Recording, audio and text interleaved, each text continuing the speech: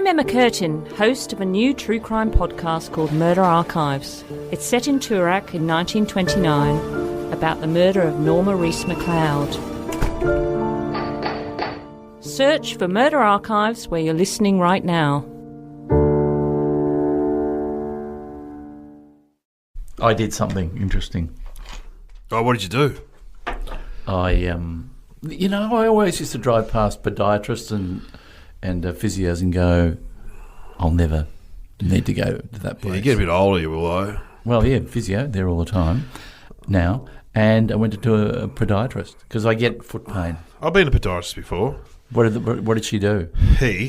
Why was it she? Yeah, they're often she's. I've done gigs for podiatrists, of course. I've done every and they're good people. Sure, they didn't get into medicine, but anyway, they're working with feet. And you reckon it's a fallback? Do you reckon they went for medicine and fell back to feet? Often, like a draftsman wants to be an architect. You know what I mean? I reckon it's in any occupation. Comedians often want to be rock stars. I've found, but anyway, whatever. Well, you want to be a rock star? You were in a band. No, I was in a band though. I got out of my system, and I knew it's just hard work, and you know. It's hard being in a band. Because that's who went into the foot place before me, a few days before me. Nick Cave. You're joking? No. Nick Cave went to your podiatrist. Yeah, I don't know. How do you know that? She's told me because she recognised you, yeah. And then she said, "Oh, we have other famous people coming in." And what's Nick Cave? Have I got the right person? Yeah, but the singer-songwriter. Bit deep voice. Yeah, like extraordinary look. Great songs. Red Right Hand. I love Nick Cave. I went and saw him. Sam, can you show me a photo of Nick Cave, please? Because I just want to make sure I've got the right. Yeah, he's got dyed black hair. Yeah.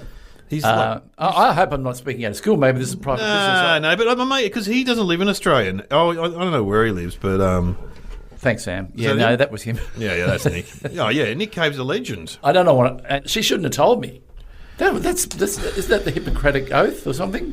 You don't. I don't know if podiatrists have an oath, but doctors and lawyers do and stuff. You know, he sang "Come Sail That Ship Around Me." He's great. Yeah, he does better than me. Yeah, but I won't say unless people write in and say. I think it's inappropriate to say publicly someone's ailment, but I know what he did. Foot ailment, yeah. Yeah, you can work it out. Ingrown toenail. You can work it out. Right. So he's playing the guitar, and he doesn't play the guitar. I've seen him, but he does play the guitar a little bit, but not a lot. Anyway, something's happened. Something happened to his foot when he's been playing the guitar. The guitar fell on his foot. I didn't say that. Is Nick Cave going to sue us for this? No, maybe? Nick Cave won't hear this. I don't think he's listening to podcasts. But then again, I'm not being defamatory, am I? No, you just... if anyone's going to get in trouble, it's the podiatrist. Nick will be going, yeah, but she didn't go on a podcast. She just said it to one person in her waiting room. But, she shouldn't really be talking about... Was that the only famous person? Surely, what about Shane Warne? Has she had Shane Warne in there? Or? Warne lives around the corner. Yeah, well, that's what I thought. No, he hasn't been in there. He hasn't been in there. No. You'd think cricketers would have foot problems, wouldn't you? Hand and foot problems, yeah. And shoulders as well. Yeah. But anyway, I've got a bunion. Oh, is that painful? Huh. Is that a wart that gets covered over? A bunion? No, I think that's like a bony build-up to compensate. Yes. So it's like that, that big knuckle. Listen to us with that. I had shingles last podcast. Now you've got a bunion. Next week, gout. Well, I thought it might have been gout, but if gout, you get a lot of pain and you can't even stand having a sheet on it. And then they thought it was arthritis. Oh, great, but it's not that. It's a nerve issue because the nerve is pressed. Are we on the podcast? Yeah, you're talking to a doctor. I'm a doctor. Yeah. We've said before I'm a doctor. Yeah. So, she said my feet were good. I got baby feet. I got very soft feet. You got soft feet. And she did my... They do your nails, don't they? While they're there. I'm going to say, it was a bit uncomfortable. She must have been about, 27. And I don't know, something didn't feel right about her touching my feet. And should she cut your nails? Yeah, did my nails and did all my other... Yeah. Got the blade out and cut my other calluses off. I like that bit. When I went and the guy said, do you want me to cut your nails? And I said, yeah, because frankly, I have problems bending over to cut them. So, yeah, she did all that. I mean, they'll grow back, so I'll just have to... Is it like your hair? Just go back and get it? Yes. Yeah, go back. Oh, I think old people have regular appointments with podiatrists. Yeah, but she said mine felt pretty good. Hey, that's a bloody tick. Yeah. So what's the? No, I've just gone on now, and then I went to a shoe shop yesterday You to get get a special sole. Well, put in, you or? know that there are podiatry fitters.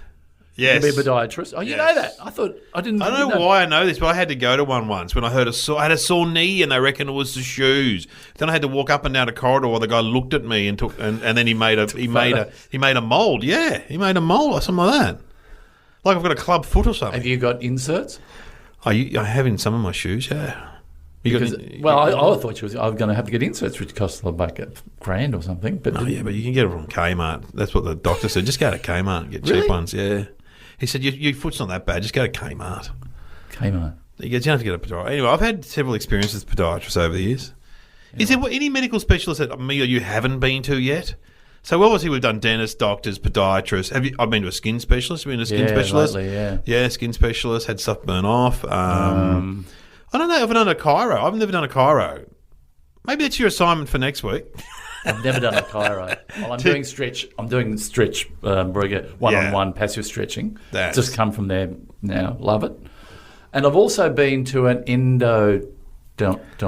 Oh yeah, that's teeth nerves. Oh yeah, man. Yeah, where they cut in above the tooth line. Yeah, man, you're a reality series in itself. Glenn Robbins' medical procedures. What's happening this week? That's not a bad idea. I'm a big fan of. We watch Botched every week. Yeah. Botched is with us. Botched, yeah. Have you seen it? No, I thought you meant Bosch, but you're talking about Botched. Bosch, pretty classy. I love Bosch. Low end. Bosch. Women people from LA. Yeah, they have stuff going wrong. Stuff. Yeah, basically, it's just like I've got something big and I want it bigger. Yeah. Not much smaller stuff. But anyway. There's the music. Anyway. We should do something. Shit. Woo! Sam was just going through the files, going. Really, that's not that at all. It's completely indulgent. Hello and welcome to Somehow Related, and now please welcome your hosts Glenn Robbins and Dave O'Neill.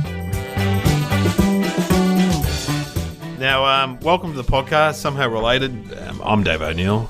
Do I say my name? Glenn Why Robbins? not? Why not? And we get two topics, and they don't appear to be related, but they are related. So what have we got we this get time? It from Sam.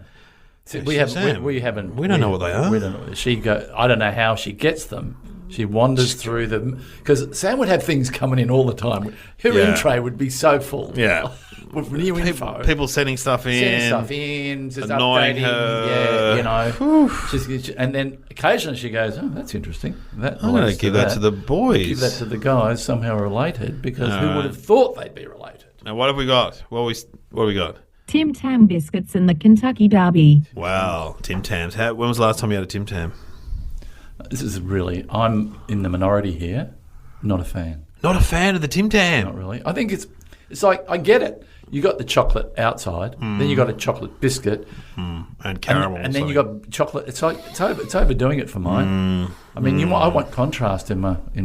More a mint slice kind of guy, or I love a mint slice. I love mint slice. I would go mint slice.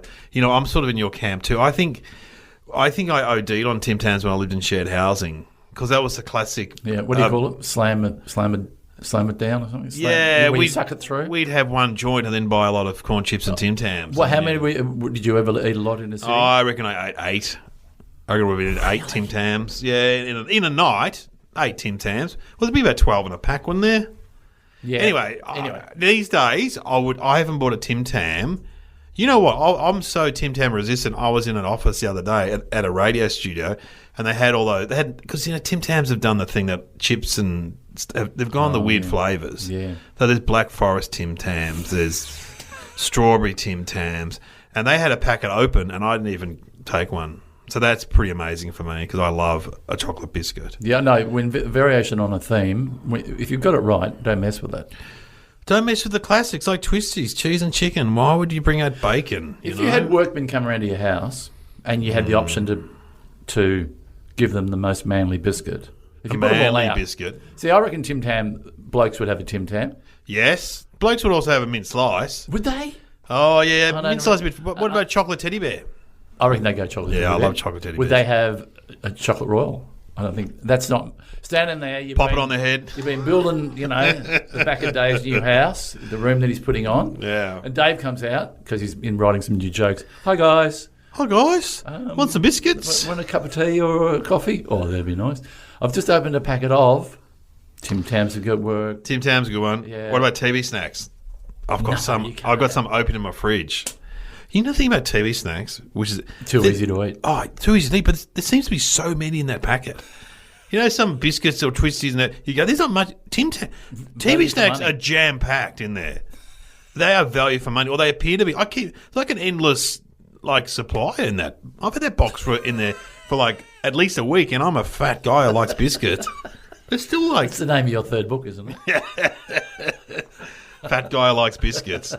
Oh, I love a TV snack because it's, you know what, they're exactly the same as a chocolate teddy bear. They're just smaller.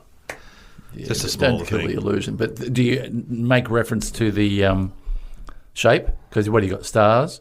Are they all stars? No, they're different. There's like a trapezium, or what do they call it? You know, I don't know. There's a square, there's a star, there's a circle. I don't look at them. They just go down my gob. Just get two at a time.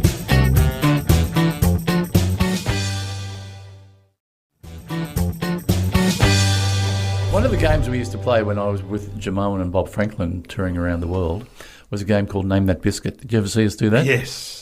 Yeah, and we would get someone out of the audience, blindfold them, and then get out a packet of Family Assorted. Yeah. And then they had to, by taste and touch, work out what the... That's hard because it is hard. Family Assorted... But you could probably tell a Scotch finger from a I feel. could tell a Scotch finger. A teddy bear, easy. Easy. But Yeah. some of those other Monte ones... Carlo, easy. Love a Monte Carlo. Love a Monte Carlo. And we had the Monte Carlo cake too. They're available We've cake had style. I told you this before, or maybe I haven't spoken about it on this podcast, but all those biscuits in that packet are all pre-war. They're all old. Yeah. The only recent biscuit we've had that's stuck is I'm interested. the Kingston. Kingston is Kingston a was- sliced biscuit, yeah? Kingston is like a Cream. smaller Monte Carlo with a cream in it. Yeah. And that was maybe the 80s. They brought that in. So how did that come about? How did I don't know who sat around and said we need a new we biscuit. need one new one. Just one new one. Not can total revamp. Come on, Gary, get in that lab and make us some new ones. Yeah, I mean, I love biscuits. So Yeah. like Monte Carlo has been around since the war, before the war. And Chocolate Ripple have been around. Can I say, the very first stand-up routine I ever did was dipping my teddy bear. Oh, I remember that routine. Yeah, it was where teddy bears, you can't dip them for too long. It's a beat in and a beat up, and then they start to waver. And you used to do the waving teddy bear, didn't you? Because if your legs in, head in, stand him up, and then you got him when he falls, he's got to fall into your mouth. But if you go too long, he falls to the bottom. Yeah, that's no good. And he's looking up, and you get to the bottom of the cup of tea, and he's going, "What's going on?" Yeah, it's all soggy. What is that for? Well, Tim Tams, I don't know. What was it? Would I say is it Arnott's? Would it be Arnott's or Tim Tams are Arnott's, definitely. Okay, Definitely right. Arnott's. Okay. And, because they're modelled on, I know this because they're modelled on Penguins, the British biscuit. So have you had a Penguin? God, you know stuff. No, because I know, because I went to England, well, not recently, but this year. On a research study for And on a biscuit research study. And I tell you what, yesterday, Julian Schiller, who does AM radio in Adelaide for ABC, they were doing a segment on lollies, and he got me on for half an hour. And I was like, I had a PhD in lollies. I was like just stringing. I said, I should seriously, I could knock over my thesis in a week, I reckon. Anyway, I'm an expert. But anyway, we went to England, and remember that show, The Royal Family, that great sitcom with them sitting on the couch? Yeah. And a brilliant show from England, about 10 years ago at least, wasn't it? 15 probably. Yeah. And just a working class family sitting on the couch, basically, and the dad and the mum and the baby, David. And anyway. I never saw an episode, but You never saw an episode? No. It's fantastic. Yeah. Did that guy, the old guy, did he pass away? No. The woman in it passed away. The woman who created it passed away. Who would be? There were two girls, weren't there, that created it? No. Because I know they were fans of Kath and Kim. I know there was... Yeah, well, that doesn't surprise me. Yeah. Because it is that similar kind of thing in a way, but no. Domesticity. Carolyn Ahern, was it Carolyn? I think it was. Who created the Royal Family? Who created the Royal Family? It was Asking Sam? Sam, yeah. Who created the Royal Family, the British sitcom? Because it had Ricky Tomlinson as the dad, he's still alive. Yep. And it was created by the two characters that played the daughter and the boyfriend. It was, what's her name was in it too? The guy who's big now. The guy who has his own Tonight Show in the UK, was he in that? No, he was in the other one. He was in go on, what is it? The one you're thinking about is called not Ned and Stacey. It's James Corden. James Corden was in, and he co-created that sitcom, which was a great sitcom. And it was and also Rob Brydon was in that sitcom. He was too. He was very funny. But that was after the Royal Family. What was that sitcom called with James Corden and Rob Brydon? Gavin and Stacey. Gavin and Stacey. Oh, you got it the first time. Well done. Thanks, Sam. Anyway, they would have penguins in the Royal Family. Okay, so in the Royal Family, they would be eating penguins on the couch. On the couch. Right. And then when I had one in England, these are exactly like Tim Tams, but not as good. And I'm sure the penguins came before Tim Tams. They were modelled off the penguin, for sure. Because a lot of Australian biscuits are modelled off British biscuits. Yeah, it's a shame, isn't it? Stolen the idea. Oh, yeah. Surely the Anzac biscuit would be. No, that's an original. Yeah. That's an original. That was created to send to the troops. But Anzac biscuits we have now are nothing like the ones that they had. The ones that they had were inedible, they reckon, because they had to last for so long. Because you have a good Anzac now. Beautiful. Oof. All that golden syrup. But you had one back then. All right, so Kentucky Derby. Have you ever been to the Kentucky Derby? That's a horse race, yeah? No, but I know some guys I've worked with at 3W went there specifically for the... And what they say was like? I can't remember. I must have been very interested. I've only just caught up on Wilkes. Do you know about... Wilkes, I don't know. It's Winks. Wilkes. Yeah, I don't know. I don't know much about horse racing. Winks. Winks. Yeah, Winks. Right. Not Wilkes. Winks is a Wilkes horse. is a surf spot I went to in Fiji. That's why there was a slip of the tongue. Wilkes is a very renowned surf spot. Look it up. Trust me, I'm not making Winks it up. the horse there on a board? Winks is a horse, yeah? Yeah, the one that's... Yeah, they're all... I was on a plane flying back from Sydney, sitting in between two American women who'd flown out from the US specially to see it race. How did you get a middle seat? Well, for someone like of your status to have a middle seat, were you in business or? I was down the back. You're in economy, in the middle seat. I didn't check, but here's what I think what happened. They were larger ladies, and I reckon they probably had the two seats, and they've gone, okay, we'll separate. Hopefully we get a gap in the middle. You know when you hope you get a gap in the middle. I always have a gap in the middle, yeah. And I've come and sat in the gap in the middle. And anyway, what do you do? Why are you here? And apparently 60 Minutes had done a story on her. On Winks? No, on this woman. And she's in economy. Jeez. Not that I've never travelled business much, but you'd think, if you had a story. If I'm going to tell a story, I should be up the front. Oh, well, no, if she's been on 60 Minutes, she should be up the front. Yeah, well, anyway, so she was telling me all about Wilkes. And said that it's the number one horse in the world. Okay. In the world. Where's Winks from? Hang on, we'll find out. Sam. He's working overtime today. Sam. If we hear it's from New Zealand... They're often from New Zealand. Some are from Japan too these days, some of the horses. But I don't know a lot about horse racing. According to Wikipedia, Winks is a champion Australian thoroughbred racehorse. Starting in May 2015, she has won 29 consecutive stakes races, including 22 Group 1s at distances ranging from 1,300 metres to 2,200 metres. It's Australian. It's Australian. Winks is Australian. Go Aussie. Go Aussie. Anyway. Yeah, so my parents love My parents, they bet on the races every day. And my son asked, do Nana and Granddad have a gambling problem? Well, this is a little interest. Bit. It's an interest for them. A dabble. But they win because, if you watch it every day, you'll get to know the horses, the tracks and stuff. So do they disappear, though? Do they, like you're having a chat, then they just go, sorry, race 6, yes. Correct weight? Yes. Yeah. So you go around there. You go around there. The tranny on? Yeah, tally's on. No, the tally. They have the tally on. Oh, they've got it on... It's on... Foxtel? No, Poor Man's Cable. There's a racing channel on Poor Man's Cable. Anyone can get it. Oh, that's the... Yeah, you're right. I've deleted it off mine. Yeah. So, you know how you get 7, mate, and go. There's a racing channel. That just does every race, every dog race, every... And so you're around there, and Mum's like, shh, hang on a minute. Oh, what number are we, Kevin? Number 7. Ah, look at... Oh, God. And then they give... Then when they win, they give the kids $5 each. And then I always go to the kids, you've got some profits from the gambling industry there, guys. So, look after it. You go out and buy some TV shapes. Yum. Yeah. Yum. Kentucky Derby. Famous race. Gee. Once a year. It's like their cup, isn't it? It's like their Melbourne Cup, the Kentucky Derby. Have I told you about the story when I went to Melbourne Cup? No. Because I do. Please write in if I'm repeating. I know. stories. I think I know it. Were you dressed as Uncle Arthur? Yes. Yeah, I've heard it, but I've never heard it on this podcast. Well, I was there filming where I was running across the line as Uncle Arthur, and I won the Melbourne Cup as Uncle Arthur, as you do. I remember the sketch on TV. Yeah. And it looked like you were actually at the Cup. On Cup Day.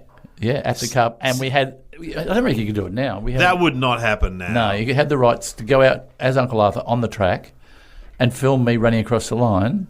That's incredible. Yeah. Anyway, I'm standing there with the crew, and I hear the crowd roar. And I say to one of the security guys, "What are they roaring at?" And he goes, "You." Yeah. And I go, "Bullshit." Yeah, because the crowd went crazy as you ran down the thing. Yeah. I turned around and waved at them. They went nuts. And so, why was Uncle Arthur at the Cup? He's just Uncle Arthur. He just turns up. He just turns up. But anyway, he goes, "Don't get too excited." I mean, they're crazy. That was the public area. We're going to have to go through there in a minute. Oh no! So that Elvis style, put a towel over my head, and I had 4 security guards around me, and the people were just running, jumping, trying to get me in a headlock, and I finally got through. Then went into the jockey's room. They said, "We can film in the jockey's room just for a couple of minutes before the big race. Just go and do something funny." So I went and waved to the scales and jumped up and down on them and broke them. Correct weight. So the guy goes, "Oh, that's pretty funny, but you did. Now we're going to have to get some guy in to re-weight them." Oh, yeah. Because, if the weights are out. So whatever year, that would have been 1989. Whoever won the Melbourne Cup in 1989, I think Can I to you? may not have been correct weight from the jockey. Probably black and gold. Who won the Cup? You say you don't know anything, you'd be gone for black and gold. Yeah, but I just know names of racehorses. I'll go for Gunsin. Oh, see, there you go. That's another one. What were the other? Who won? Who was another one?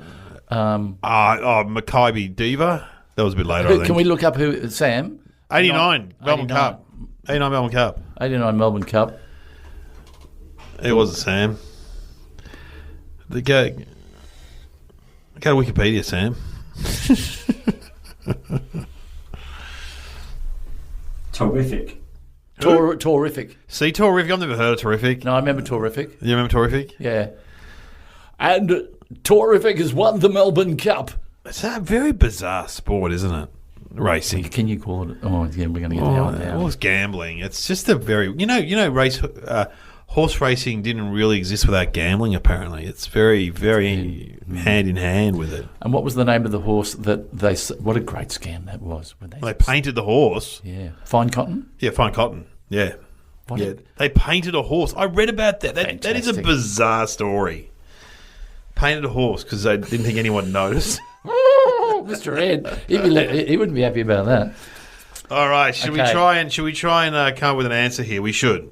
Well, yeah, I think we should. Because I love the think music because it's just a reason to delve into it. So would it be wrong to have what's Kentucky? Is that like? Oh, that's is that bluegrass. Bluegrass. Yeah. Or we could have the call of a race. Anyway. Oh, but you want people tapping their toe, don't they? True. Yeah, let's get a bit of Kentucky. What do you want? You want to? Maybe you could have. What do you think, Sam? I think a bit of bluegrass.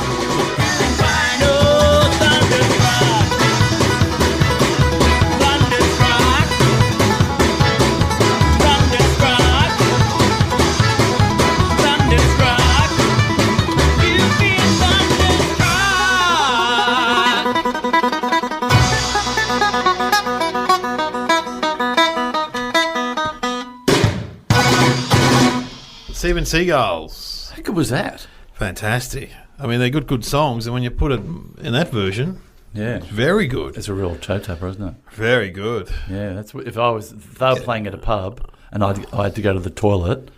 As I was walking to the toilet, I'd probably dance a bit. Yeah. I don't even know if I'd go to the toilet. Oh, no, right. But you know how you go, look, I don't want to get up and dance, but I want to show you that I am enjoying it. Yeah. So I'll just do a little bit of a jig. Yeah. Just a couple of minutes. You go to the toilet and they say, okay, we're going to play an original now. All right, time for the toilet. It's like when you go see a band from the 80s, you go, we're going to do some new stuff. You're like, all right, time for the toilet. All right, some drinks. Okay, so what are you thinking? Well, I'm thinking it's either a name of a jockey like Timothy Tamsin, and they they shortened it. I reckon that was his nickname. His nickname was Tim Tam. Hey, Tim Tam, and he was a famous Jockey. trainer or a jockey. Yeah, Tim Tam. And he won some money, and this is a bit of a long bow here. Invented a biscuit. Wow. I don't know. Now, why did he invent a biscuit? Maybe he bought a biscuit. I don't know. I think it's weird because I'm sure Tim Tams are Australian, so. But maybe he was an Australian living in that part of the world. In the southern. He said, "What are you going to do with them? What are you going to do with all your money? I'm going to go back and create a biscuit." Look, it's not a great. Look, it's something. It's in that. It's the name. It's the name Tim Tam must be someone's name or something along that line. What do you think? Maybe. I know. Okay, I reckon. Occasionally when they try to launch stuff in America, like Koala Blue. What was it? Olivia Newton-John's line. Maybe that's the Kentucky Derby was where they launched Tim Tams in America. Say that again. They used the Kentucky Derby to launch Tim Tams to the world. Oh, that's a great idea. So you went to the Tim Tam marquee. Oh, so in other words, pushed it into America. I don't know if Tim Tams are even available in America. Maybe that was the point.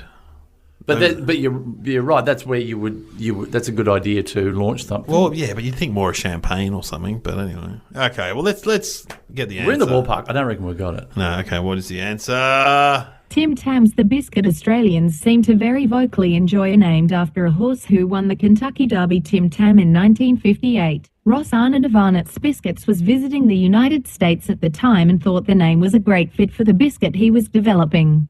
There are more links to the history of Tim Tams in the show notes. Wow, name of a horse. So was Tim Tam named after something else? Yeah. Anyway, fact is, Tim Tam, Australian biscuit, named after an American horse. So he could have been black and gold. We could have had a biscuit called Far Lap, but home brand, not to be. Yeah, not to be. You have been listening to Somehow Related with Glenn Robbins and Dave O'Neill. Oh, well. Well, there you go. Tim Tam, the great Australian biscuit. Next week we'll work out why are mint slices called mint slices. If you were on death row, yeah, and they said you'd have your meal, obviously, yeah, but if it was, this is terrible. But if they were running a bit late, I'm thinking of murdering a few people. So go on, yeah. What if you had afternoon? I'm thinking of going to America and murdering people because we don't have death row here. But that's right. Yeah, you're right. I have to go to a state where they've got the death penalty, so I have to go down south. Murder some people. What would be your afternoon tea biscuit on death row? Ooh, I wouldn't mind a bit of hedgehog actually. That's a slice, I know, but and you know what, hedgehog are hit and miss.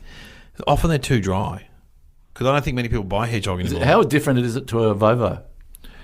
No. So good they named it twice. Oh, ice Vovo. Yeah. No, hedgehog's, like a chocolate slice, basically. Oh, so will we keep it to chocolate? Okay, well, no, just a biscuit. Okay, look, I would choose a box of TV snacks. Thanks very much. Oh, you go the whole box. Yeah. I'd go chocolate royal, maybe with strawberry centre. Ooh. Because they come in plain. Yeah. What is it? It's spongy. Yeah, marshmallow. Yeah. I love a chocolate royal. I should have one. Should have one right now, in fact. Go buy a box. I think we should invent a biscuit. Yeah, invent the Glenn Robbins biscuit. Mm. The Russell Coit. The Coit. Mm. Big, like a wagon wheel. Like a wagon wheel. The Coit. The Coit. Circular. Yeah. Yeah.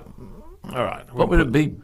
Big and brown. Big and brown. With a hole in the middle. Hole in the middle and just like from the centre of Australia. Blah, blah, it's the Coit biscuit. With flavours like eucalyptus and it'd be something for your dietary requirements if you would get bound up in the outback. Something dietary in it. Yeah, it'd have molasses and stuff in it to make you go. Jotting that down. I'm going next production meeting. I'm going to bring that up. Yeah, it's a good idea. Bit of back end money for Russell Coit. Yeah, I want 10%. All right.